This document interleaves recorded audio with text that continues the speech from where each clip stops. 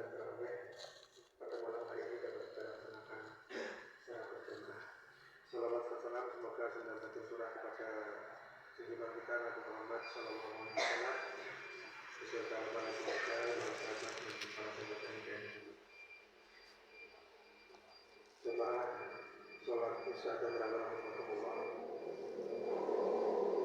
Setelah kemarin kita bahas terkait dengan dua kebahagiaan bagi orang yang berpuasa, yaitu kebahagiaan ketika berbuka dan juga kebahagiaan ketika nanti kita menghadap Allah.